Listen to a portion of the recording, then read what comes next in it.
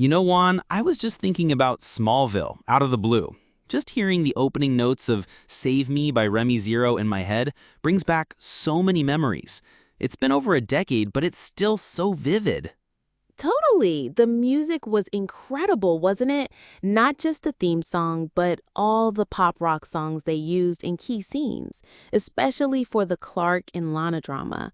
That show really created the blueprint for modern superhero series, especially with its golden rule: no tights, no flights. It was so ahead of its time to break away from the classic Superman image. Exactly. That was the heart of the show. The focus on Clark's journey of self-discovery, his humanity, the fact that he could make mistakes. It made him so relatable. It showed us how crucial the Kents were in shaping him, especially Jonathan. His death was such a major turning point for Clark.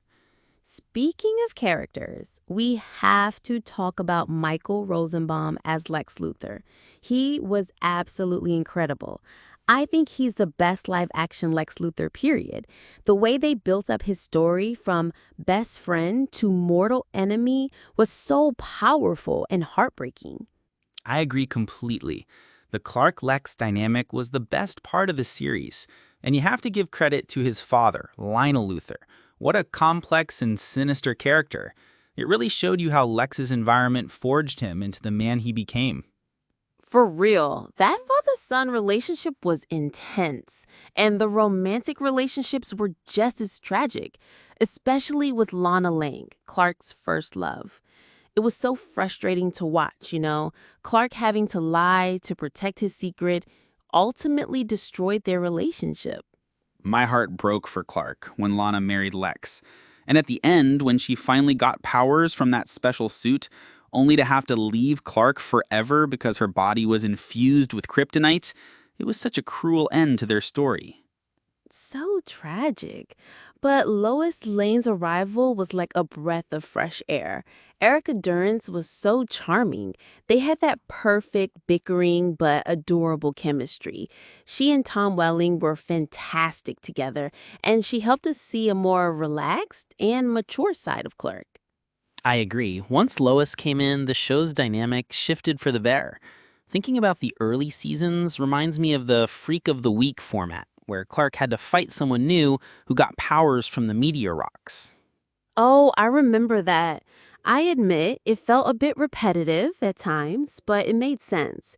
It was a way for Clark to learn how to use his powers and help people one step at a time before facing bigger villains like Brainiac or General Zod. Exactly. And it was so cool when the show started expanding the DC universe in the later seasons. The introduction of Oliver Queen, Green Arrow, played by Justin Hartley, was awesome. It was the beginning of the Justice League, Smallville style. I love that too. They had Aquaman, Cyborg, The Flash, all of them. But it's hard not to think about the real life stuff, especially with Allison Mack, who played Chloe Sullivan. It's so shocking and disappointing. I know, it's such a shame. Chloe was a beloved and crucial character. The NXIVM cult scandal definitely casts a shadow over the show when you rewatch it. And she wasn't the only one. Kristen Creek, who played Lana, was also involved, though she maintains she was unaware of the darker side. Let's change the subject.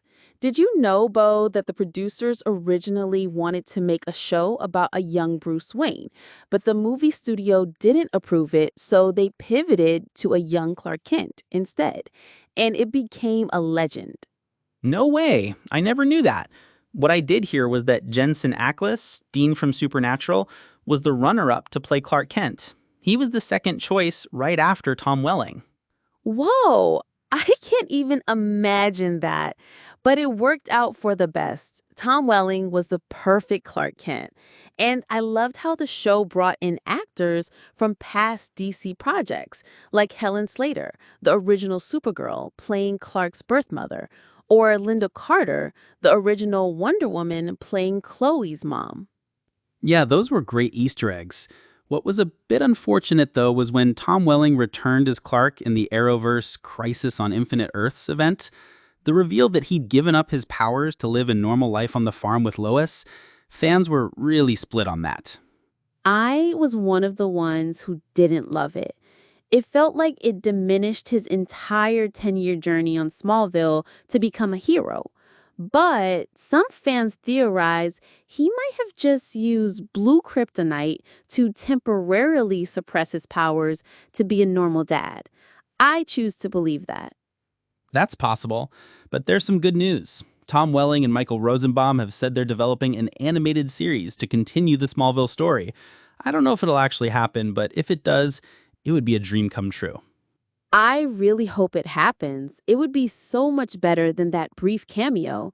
You know, talking about all this, it makes me realize the show really taught us a lot, didn't it, Bo? Absolutely, Juan. It taught us that everyone has their own power or potential, but what's more important is your heart and the people around you. Look at Clark. Without the Kents to teach him and be his moral compass, he could have easily lost his way, just like Lex. Exactly. It's all about choice.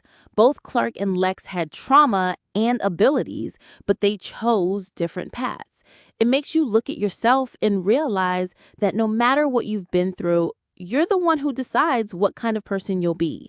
Making mistakes is just a part of growing up, as long as you learn from them and move forward. That's right.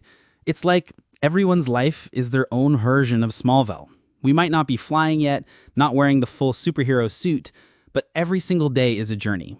It's about learning, about building our character to be stronger from the inside out, preparing for the day we get to be the Superman or Superwoman of our own story. For anyone feeling lost or discouraged, just think of this as your origin story, the chapter where you're gathering the experience you need to become stronger. That's a beautiful way to put it, Bo. In the end, being a hero isn't measured by superpowers. It's measured by your goodness, the choice to do the right thing, and the strength to get back up every time you fall. That's the real lesson from Smallville that we can actually use in our own lives.